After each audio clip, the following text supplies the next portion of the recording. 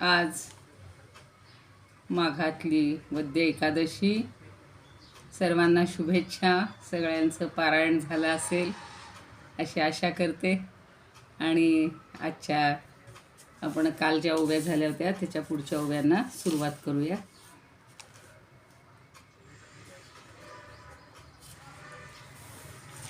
कोणी सांगितलं तर बरं होईल. ठीक आहे. अलंकापुरी पुण्यभूमी पवित्र, तिथे नांदतो ज्ञानराजा सुपात्र.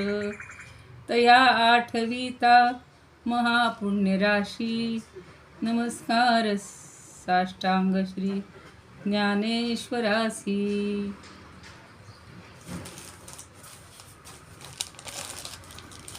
माता यस्य तपस्विनी च जनको,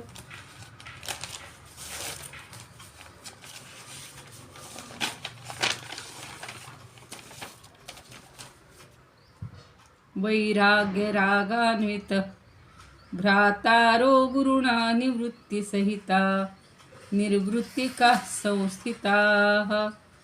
इत्थं साधु कृपान्वितं स्वयमहो, ज्ञानामृतेनावृतं वन्दे तं करुणाकरं प्रभुवरं श्रीसंत ज्ञानेश्वरं. श्रीसंत ज्ञानेश्वरं. ज्ञानेश्वर महाराज की जय. पंढरीनाथ भगवान की जय. काल आपण असं पाहत होतो की गुरूंची इतकी स्तुती म्हणा किंवा इतकं वर्णन केलेलं आहे ज्ञानदेवांनी, आणि आपल्या गुरूंची अक्षरपूजा केलेली आहे. 27 पर्यंत झालेले होते. अजून पुन्हा एकदा 1-2च ओव्या राहिलेल्या होत्या त्यातल्या. आज 7 मार्च गुरुवार आणि एकादशी असं सगळं आलेलं आहे. उद्या महाशिवरात्र आहे. तर 27वी अशी ओवी होती. आता गीतार्थाची मुक्तमुदी, लावी माझी ये वागवृद्धी, जे माने हे सभासदी सज्जनांच्या. या संत सज्जनांच्या भरगच्च मेळाव्यात सभासदी म्हणलेलं आहे. सभासदी म्हणजे इतके सगळे सभासद जमलेले असताना, सभेमध्ये त्यांचा मेळावा जमला असताना, गीतार्थाची मुक्तमुदी हा शब्द मला फार आवडला होता. की गीतार्थाची मोहर किंवा शिक्का आता माझ्या वाणीवर लावीये, माझी ये वागवृद्धी, माझ्या वाणीवर तो उठवावा. आणि ज्याला हे सगळे सभासद मान्यता देतील एवढ्यासाठी तुम्ही मला आशीर्वाद द्यावेत, असं त्यांनी प्राणप्रिय गुरुमाऊलींना, अर्थातच आपल्या लाडक्या बंधूंना, श्रेष्ठांना असं वंदन केले, मागणी केलेली आहे. त्याच्यावर निवृत्तीनाथ काय म्हणतात, त्यांनी त्यांची निवृत्तीनाथांची पूजा पण केलेली आहे. 28वी ओवी अशी आहे.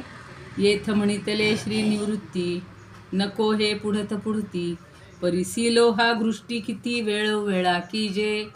ही ओवी झालेली होती की अरे ते म्हणतायत की आता बास, किती वेळा माझी हे करशील, स्तुती करशील. ज्याप्रमाणे एखाद्या काय म्हणूया आपण परिसाला किती वेळा घासायचं, पुन्हा पुन्हा किती त्याला घासायचं. एकदा जरी स्पर्श केला तरी परिसापासून लोखंडाचं सोनं होत असतं. तर ते तू आता तसं करू नकोस.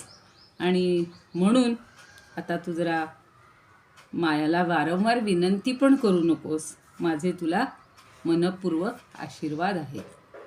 किती वेळा तव विनवी ज्ञानदेवो, म्हणे हो काजी पसावो, तरी अवधानू देत देवो, देतू देवो ग्रंथा आता.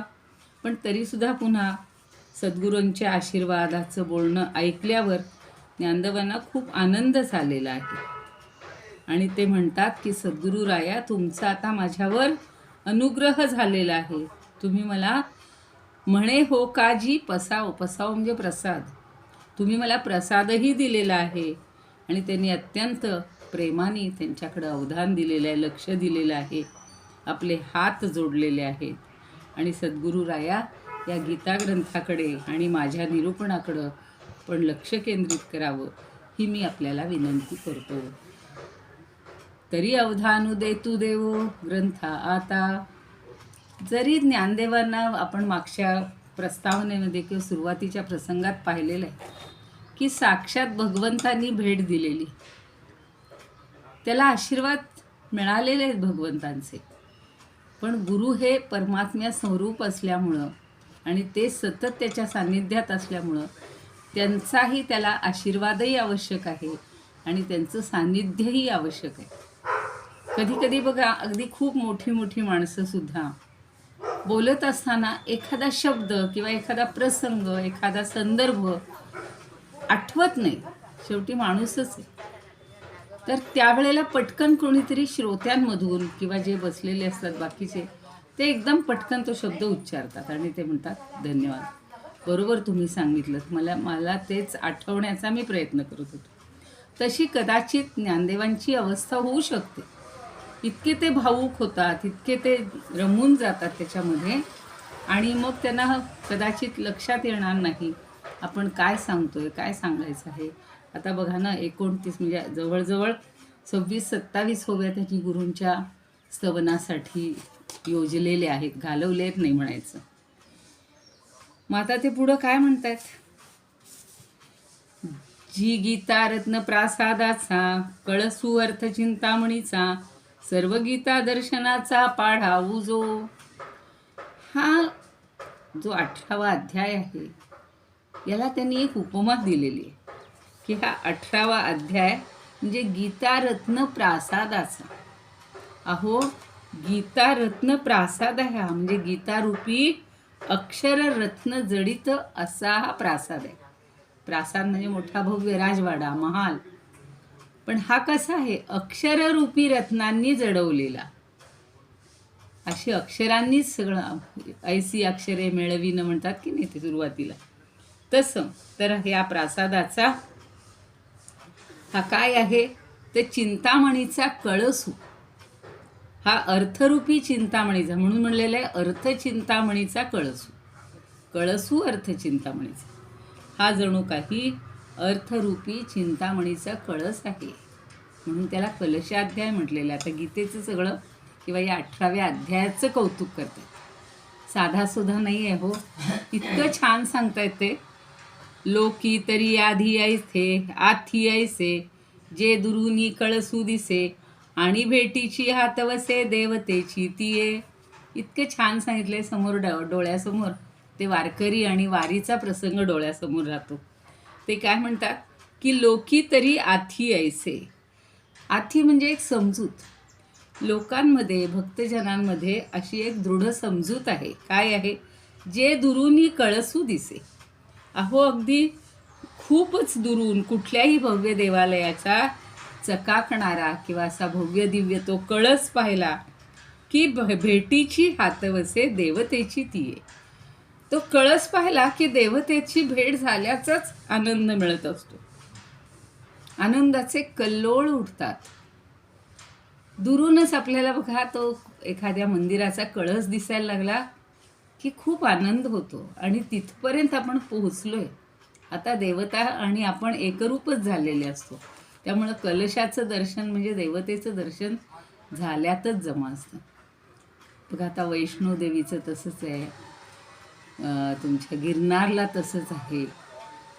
खालून आपल्याला दिसत असतं मंदिर, त्याचा कळस दिसत असतो, आणि पुन्हा कितीतरी पायऱ्या चढून पुन्हा वेढा देऊन त्या मंदिरापर्यंत जायला थोडे श्रमच होत असतात किंवा आपण अगदी थकलेले असतो. पण कलश पाहिला की आपल्याला आनंद होतो. तसंच पंढरपूरच्या वारीला सुद्धा एवढे लाखोनी लोक येतात, काल मी सांगितलं होतं. आणि एवढ्या त्या भव्य दिव्य ह्याच्यामध्ये जनसंवादामध्ये प्रत्येकाला पांडुरंगापर्यंत जाणं तरी शक्य आहे का हो? कितीही रांग लावली तर त्याला 4-8 दिवस लागतील नुसते रांगेतून दर्शन घ्यायलाच. त्यापेक्षा कलश दर्शनात मनुष्य समाधान मानतो. आणि कळसाचं दर्शन झालं तरी आनंद, भक्ती हृदयात आनंदाचे कल्लोळ उठतात. मी कळसू याची कारणे 18वा अध्यायो म्हणे उवाईला बादरायणे गीता प्रासादा. म्हणून ते सांगतायत, ज्ञानदेव म्हणतायत की अरे श्रोते हो, मी तुम्हाला प्रेमाने सांगतोय की इथं सुद्धा तसंच घडणार आहे. 18व्या अध्यायाच्या दर्शनानं संपूर्ण गीता ही आपल्याला समजणार आहे. मी कळसू याची कारणे 18वा अध्याय म्हणे. त्याला कळस एवढ्यासाठी म्हणतोय की 18वा अध्याय हा काय केलेला आहे, बादरायणे म्हणजे अर्थात व्यासांनी चढवलेला आहे. तो हा कळस श्री व्यासांनी चढवलेला आहे. उवाईला म्हणजे उभारला आहे, निर्माण केलेला आहे. त्याच्या आधीची राहिली का उभी, तैसेची येथही आहे जे एकेची येणे अध्याये आघवाची दृष्ट होये गीता गमुहा. हा राहिलेला आहे. ते काय म्हणतात की तुम्हाला मी प्रेमानं सांगतो की इथे सुद्धा असंच घडणार आहे. 18व्या अध्यायाच्या दर्शनानं संपूर्ण गीता गमू म्हणजे गीतेचं जे शास्त्र आहे, गीतेचं जे ज्ञान आहे ते आपल्या दृष्टीपथास येणार आहे. एकाच अध्यायानं सगळीच्या सगळी गीता किंवा सगळंच्या सगळं गीताशास्त्र हे प्रत्यक्ष अनुभवता येणार आहे. नुसती वाचायची नाही आहे, नुसती डोळ्यांनी पाहायची नाही आहे, नुसती कानांनी ऐकायची नाही आहे, तर तिचा अनुभव घ्यायचा आहे. आणि म्हणून हा 18वा अध्याय कसा महत्त्वाचा आहे ते सांगतायत. 33वी ओवी परत वाचते. नो हे कळसा परते काही प्रासादी काम नाही, मी कळसू याची कारणे 18वा अध्यायो म्हणे उवाईला बादरायणे गीता प्रासादा. तेवढ्यासाठीच मी सांगतोय म्हणतायत की हा 18वा अध्याय म्हणजे गीता मंदिराचा कळसच हा बादरायणांनी म्हणजे बादरायण व्यासांनी चढवलेला आहे, रचलेला आहे असं मी सांगतो. म्हणून काही वेळेला अशी एक गीत आहे बघा, आधी कळस मग पाया रे. काही वेळेला उलट अशी रचना केली असते किंवा आधी जर खूप महत्त्वाचं काही सांगितलं असेल तर अशी बोलण्याची पद्धत आहे की आधी कळस मग पाया रे. व्यासांनी सुद्धा हा कलश म्हणूनच, कलशाध्याय म्हणूनच गीता मंदिराचा हा कळस आहे.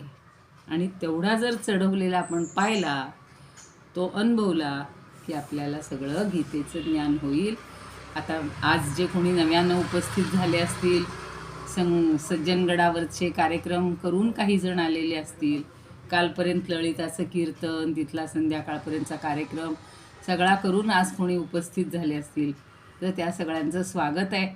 आणि ते नशीबवान आहेत की शेवटच्या क्षणाला त्यांना हा कलशाध्याय एकदमच मिळणार आहे. म्हणजे जसं आपण बघा 12 वर्ष तपश्चर्या केली, पण शेवटचा जो काही अगदी महत्त्वाचा असतो तेवढा टप्पा जो गाठला तर काही जण त्यात जर समाविष्ट झाले तर त्यांना पूर्वीचं सगळं तपाचं फळ मिळतं.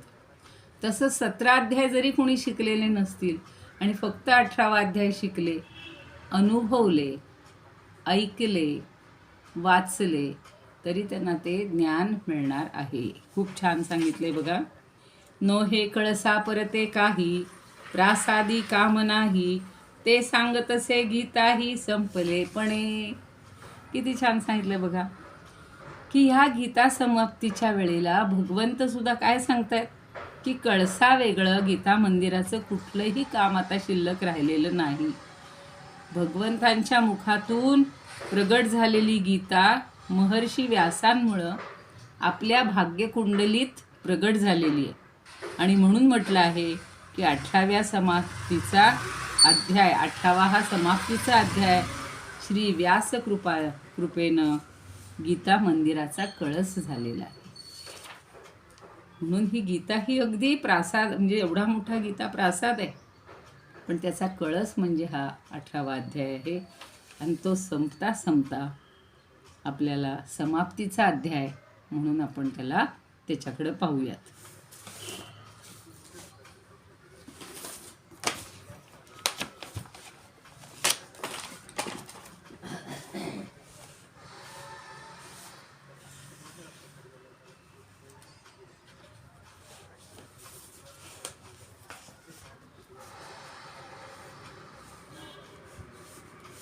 तरी देवाचीच भेट झाली साच. नाही, पहिली ओवी म्हणूया.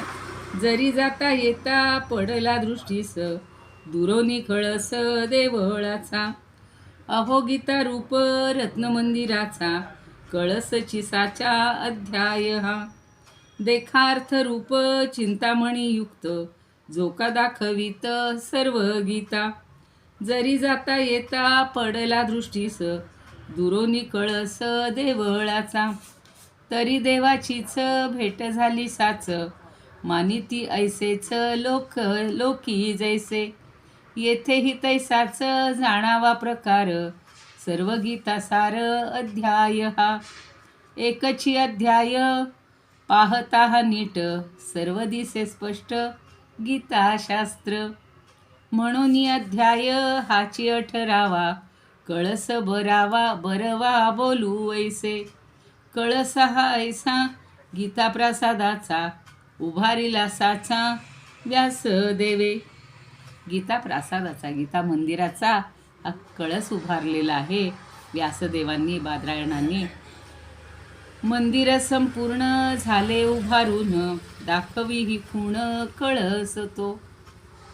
आता आम्ही बघा त्या घाटामध्ये फिरायला जायचो आणि गेली 1.5-2 वर्ष एक मंदिर झालेलं पाहत होतो. कसं घडतंय पाहतोय. मग सारखं वाटायचं की आता फक्त ह्याचा कळस राहिलेला आहे, म्हणजे ते मंदिर पूर्ण होणार. आणि कळस झाला, रंगकाम झालं, तरी अजून त्याचं काही आम्हाला कळेना की आता नेमकी मूर्ती कोणती आहे, कधी आपल्याला जायला मिळणार. पण मागच्या 21 तारखेला बरोबर त्याचं हे झाली, प्रतिष्ठापना झाली. आणि गुरुदत्त, त्याच्यानंतर महाकालेश्वर आणि कुठल्या गणपती वगैरे, विठ्ठल वगैरे देवता यांची प्रतिष्ठापना केलेली आहे. तर आता त्याचा उद्या मोठा महाशिवरात्रीचा उत्सव आहे. पहाटेपासून प्रसादाची व्यवस्था आहे, पहाटे 6-7 पासून रात्री 10-12 वाजेपर्यंत. म्हणजे एकदा तो कळस झाला की आपल्याला उत्सुकता असते की आता कधी आपल्याला तिथं दर्शनाला जायला मिळणार. तशीच इथं झाली की तैसी गीता येथं जाहली समाप्त, ऐसे दाखवत अध्याय हा. डोळ्यात तुम्ही पाहिलं असेल, अयोध्येला पण आहे आणि कुठे आपण पाहून आलो गीता मंदिर. अहमदाबादला पण आहे गीता मंदिर, पूर्ण गीता कोरलेली, पूर्ण गीता. तसं पूर्ण रामायण पण कोरलेलं असतं. आणि वाल्मिकी भवन म्हणून आहे अयोध्येला, तर तिथे पूर्ण रामायण कोरलेलं आहे, म्हणजे लिहिलेलं आहे. आणि इकडे देहूला तुकारामांची गाथा पूर्ण रचलेली आहे, पूर्ण लिहिलेली आहे. तर आतून ते मंदिर त्या अक्षर वाङ्मयांनी पण परिपूर्ण करतात. आणि कळस झाला म्हणजे त्या मंदिराचं, त्याची आता सांगता झाली असं म्हणतात. देखा व्यास देव थोर कलाकार, सर्वथा चतुर प्रज्ञावंत. तेणे वेदरूपी रत्नांचा पर्वत, प्रज्ञाबळे थेट चढवनिया. उपनिषदार्थ माळभूमी भली, खणोनी काढिली कौशल्याने. आता पुढच्या ओव्या घ्यायच्या त्या की हे गीता प्रासाद किंवा गीता मंदिर म्हणजे नेमकं काय काय आहे, तर त्याच्यामध्ये कशाचा उल्लेख आहे. 35वी ओवी बघा.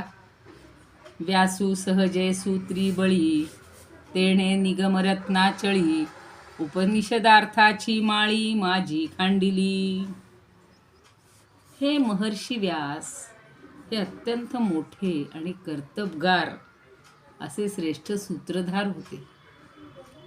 एक व्यक्ती, अर्थात कदाचित ते व्यास परंपरेतले अनेकही व्यास झाले असतील, कारण 18 पुराणं लिहिलेली आहेत, 4ही वेदांची निर्मिती केलेली आहे. हे इतकं सोपं नाही आहे. मग या व्यासांचं इतकं कर्तृत्व आहे, इतके कर्तबगार आहेत की ते श्रेष्ठ सूत्रधार आहेत असं यांना वाटतं, ज्ञानदेवांना वाटतं. आणि कुशल शिल्पकार पण आहेत. म्हणून त्यांनी काय केलं बघा, सहजे सूत्री बळी. सूत्रधार कुणाला म्हणतात हो?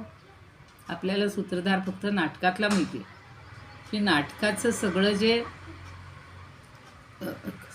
रचण्यापासून ते यशस्वी करण्यापर्यंत, लोकांपर्यंत पोहोचवण्यापर्यंत जे काम जो करतो, मग सगळ्या कलाकारांना एकत्रित घेतो, त्यांच्यावर ते संस्कार करतो, लेखक कला जो असेल त्याची परवानगी घेतो, हे सगळं कार्य त्या सूत्रधाराला असतं. तसं व्यासांनी सगळं हे कार्य त्यांनी केलेलं आहे. एवढं मोठं महाभारत एवढं रचलेलं आहे, त्याच्यामध्येच ही गीता एक अंश आहे. तर ते कुशल शिल्पकार होते आणि त्यांनी काय केलं तर निगम रत्नाचळी, किती सुंदर रचना केली बघा ज्ञानदेवांनी. निगम म्हणजे सगळे वेद आणि रत्नाचळ म्हणजे रत्नखचित डोंगर, अचळ म्हणजे पर्वतावर अचळी म्हणजे त्याच्या मध्यभागी उपनिषदार्थाची माळी म्हणजे पठार बरं का. उपनिषद रूपी पठार होतं ना, त्या पठारावर काय केलं, माझी खांडिली म्हणजे त्यांनी त्या पठारावर गीता मंदिर बांधण्यासाठी खाणायला सुरुवात केली. म्हणजे आधी ती उपनिषदं खणलेली आहेत, उपनिषद रूपी पठार होतं आणि ते खणायला सुरुवात केली. मग आता आधी पाया घ्यावा लागतो की नाही चांगला, मग तो जणू काही उपनिषदांचा पायाच आहे. म्हणून आपल्याला पहिला श्लोक महात्म्यात आपण म्हणत असतो, सर्वोपनिषदो गावो दोग्धा गोपाल नंदनहा पार्थो वत्स सुधीर भोक्ता दुग्धं गीतामृतम महत. हे आपल्याला श्लोक माहिती आहे की उपनिषद म्हणजे सगळी उपनिषदं ह्याच गायी आहेत. सर्वोपनिषदो गावहा म्हणजे गावाचा अर्थ नाही घ्यायचा, गायींचं अनेक वचन आहे ते गावहा. तसं इथे हे सगळं उपनिषद, किती ज्ञानदेवांनी ही रचना छान केलेली की उपनिषद रूपी पठार होतं ना, त्या पठारावर उपनिषदार्थाची माळी म्हणजे माळावर माझी खांडिली. तर त्यांनी खाणायला सुरुवात केली. तेथ त्रिवर्गाचा अणुवारू आडवू निघाला जो अपारू तो महाभारत प्राकारू भोवता केला. आता ही कल्पना करा की मोठं डोंगरावर आता जे किल्ले बांधले जातात ती रचना इथे घेतलेली आहे त्यांनी. मग त्यांनी काय केलं, ते पठार खणत असताना त्रिवर्ग म्हणजे कुठले, 3 पुरुषार्थ, धर्म अर्थ आणि काम, या 3 पुरुषार्थांचा आणि अणुआरू म्हणजे सगळे दगड धोंडे, अणु म्हणजे लहान आणि आरू म्हणजे मोठे, तर लहान मोठ्या दगड धोंड्यांचा जो चुरा निघाला, आडरू निघाला जो अपारू, आडरू म्हणजे तासून काढल्यानंतर जो चुरा निघतो की नाही, तर तो चुरा व्यासांनी या मंदिराभोवती महाभारत रूपी कोट तयार केला. उपनिषदांच्या पठारावर हे सगळं खणत असताना 3 वर्गाचा म्हणजे धर्म अर्थ काम, ह्या 3 वर्गांचा म्हणजे 3 पुरुषार्थांचा, लहान मोठ्या दगडधोंड्यांचा असा पुष्कळ जो चाराचुरा निघाला, तो व्यासांनी गीता मंदिराभोवती महाभारत रूपी कोट तयार केला. म्हणजे मोठं तटबंदी असते ना, त्याला कोट म्हणतात. म्हणजे त्या पहिल्यांदा किल्ल्याची सुरक्षितता महत्त्वाची आहे आणि ती कशाच्या मार्फत केलेली आहे, तर ह्या 3 पुरुषार्थांच्या मार्फत. आणि त्यांचा जो चुरा निघाला त्याच्या आधारावर त्यांनी सगळा कोट तयार केलेला आहे. पुढं काय केलं बघा, महाभारत प्राकार म्हणजे तो कोट भोवता केला, असा तयार केला. माझी आत्मज्ञानाचे एकवट दळवाडे झाडुनी चोखट घडिले पार्थ वैकुंठ संवाद पुसरी. आणि आता ते पठार खणत असताना त्यांनी आत्मज्ञान रूपी अखंड असा पांढरी शुभ्र दळवाडे झाडुनी चोखट घडिले पार्थ वैकुंठ.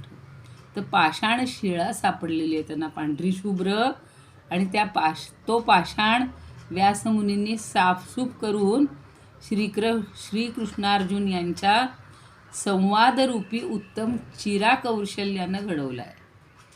चिरा घडवणं म्हणजे मोठा एखादा दगड असतो ना, त्याला चिरा म्हटलं जातं. तर ह्या पार्थ म्हणजे अर्जुन आणि वैकुंठ म्हणजे साक्षात नारायण भगवंत यांच्या संवादाचा तिथे चिरा निर्माण केला. म्हणजे त्या दोघांचा संवाद त्यात बसवलेला आहे. मूर्ती स्थापन करण्यापूर्वी असा एखादा छान चौथरा तयार करतात ना, त्याला चिरा म्हटलेले. आणि मग त्यांनी काय केलं पुढे, निवृत्ती सूत्र सोडणिया, सर्व शास्त्रार्थ पुरवणिया, आवो साधीला मांडणिया, मोक्ष रेखेचा. कल्पना समजून घ्यावर काय, एक एक ओवीवर आपल्याला तासभर बोलता येईल असं आहे. तर ही गीता मंदिराची आता ही सगळी व्यवस्था करताना निवृत्ती सूत्र सोडणिया, बांधकामाची तुम्ही पाहत असाल बघा, तो एक ओळंबा असतो. ते जे बांधकाम करणारे असतात ना, कॉन्ट्रॅक्टर म्हणा किंवा जे काय त्यांना म्हणतात आपण, गवंडी, पण त्याच्यातला जो मुख्य असतो तो त्या ओळंब्यानं असा सतत त्याची उंची, त्याचं ते सगळं बॅलन्स हे पाहत असतात. म्हणून त्यांनी निवृत्तीरूपी ओळंब्यानं, त्याला सूत्र म्हणजे ओळंबा हा शब्द लक्षात ठेवा बांधकामातला. तर त्या ओळंब्यानं सर्व शास्त्रार्थ पुरवणिया, सगळ्या शास्त्रांची त्याला भर घातली. आणि पुढं म्हटलेलं आहे, पुढचं अजून येईल ती ओवी, आवो साधीला मांडणिया, मोक्ष रेखेचा, मोक्षाचा उत्तम असा आकार साधलेला. त्या चिऱ्याच्या मांडणीनं सगळ्या शास्त्रांची भर घालून तो जो चिरा मगाशी दोघांच्या संवादाचा निर्माण केलेला आहे, तर त्या चिऱ्याच्या मांडणीनं मोक्षाचा उत्तम आकार साधलेला आहे. तो चिऱ्याला सुद्धा काही आकार विशिष्ट छान दिला जातो ना, त्याची चांगली रचना केली जाते. तर तीही मोक्षाचा उत्तम असा आकार त्याला दिलेला आहे. मोक्ष रेखेचा अजून एक होईल का बघूया. ऐसेनी करिता उभारा, 15 अध्यायात 15, भूमी निर्वाळली या पुरा, प्रासादू झाला.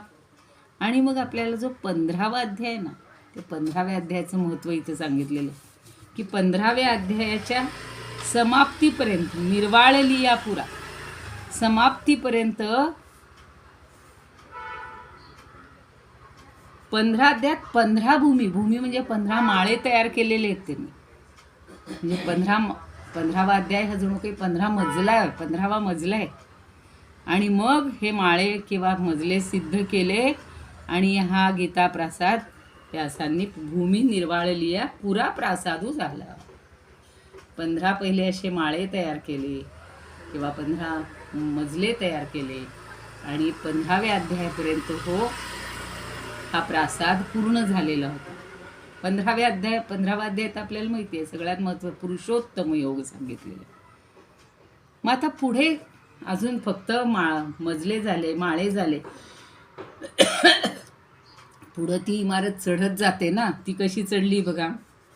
एवढे 2-3 ओव्या होतील बहुतेक आपल्या. उपरी 16वा अध्यायो, तो ग्रीवे घंटेचा आवो, सप्तदशू तो चिठावो पडघणीये. नंतर 16वा अध्याय म्हणजे गळ्यातल्या गळमण्याचा घाट आहे.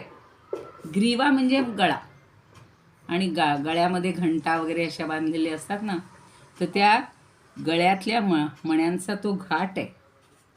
आणि सप्तदशू तोची ठावो पडघणी आहे. आणि 17वा अध्याय म्हणजे कळसाच्या बैठकीचा ओटा आहे.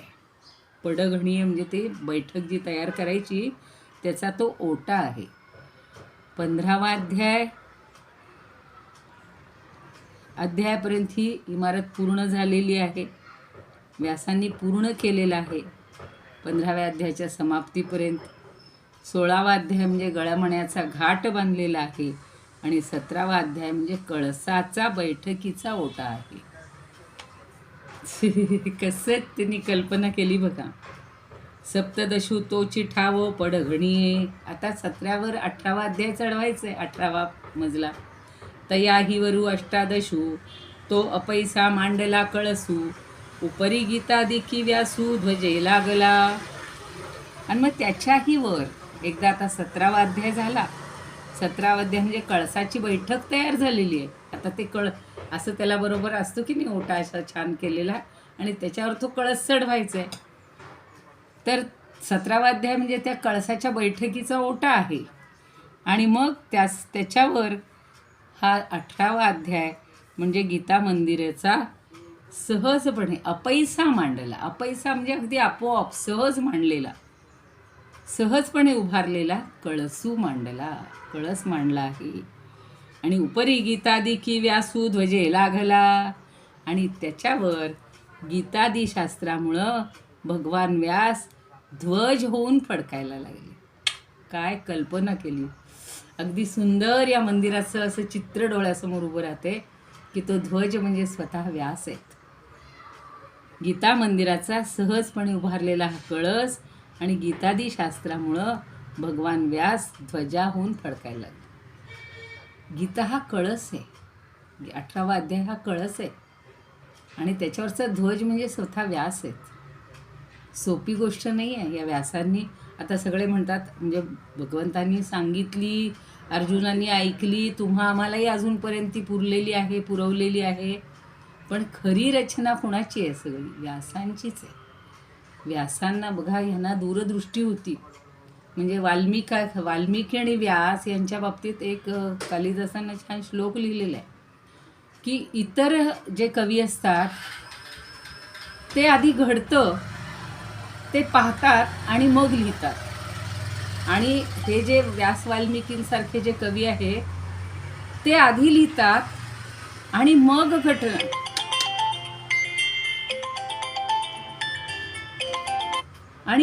घटना घडतात. आवाज येतोय? आवाज येतोय का? तर पुन्हा या घटना घडत असतात, नंतर घटना घडतात. वाल्मिकींनी सुद्धा अगोदर जो प्रसंग त्या पक्ष्यांचा जो घडलेला आहे आणि ते एकाची हत्या झाली म्हणून ते नाराज झालेले होते, आणि मग ब्रह्मदेवांनी सांगितलं की तुम्ही आता हे रामायणाची सगळी रचना करा. म्हणून त्यांनी आधी रामायण लिहिलंय आणि मग रामायण घडलंय. तसं ह्यांनी अगोदर हा सगळा चिरा, सगळा गीता प्रासाद आधी तयार केलाय, मग पुढं सगळं तसं घडलंय. म्हणजे सामान्य नाही आहेत, हे असामान्य व्यक्तिमत्व आहेत, असामान्य कवी आहेत. ठीक आहे, इथेच थांबूया आपण. इदमुपकर्तुं भुवनमण्डलं समुदितमिव भास्करं सादरं वन्दे ज्ञानेश्वरं त्रिभुवनमाता भगवद्गीता लोकमङ्गला लोकविश्रुता लोकहितं संततं ज्ञायता येन ज्ञानेश्वरी विरचिता श्रुत्वा प्राकृतगिरं सादरं वन्दे ज्ञानेश्वरं सादरं वन्दे ज्ञानेश्वरम्. आरती ज्ञानराजा महाकैवल्य तेजा सेविती साधू संत मनुवेधला माझा. आरती ज्ञानराजा लोपले ज्ञान जगी हित नेणती कोणी. अवतार पांडुरंग नाव ठेविले ज्ञानी. आरती ज्ञानराजा कनकाचे ताटकरी उभ्या गोपिका नारी. नारद तुंबरूप सामगायन करी. आरती ज्ञानराजा प्रगट गुह्य बोले विश्वब्रह्मची केले. राम जनार्दनी पायी मस्तक ठेविले. आरती ज्ञानराजा महाकैवल्य तेजा सेविती साधू संत मनुवेधला माझा. आरती ज्ञानराजा. ज्ञानेश्वर महाराज की जय. पंढरीनाथ भगवान की जय. जय तू ज्ञानेश्वर.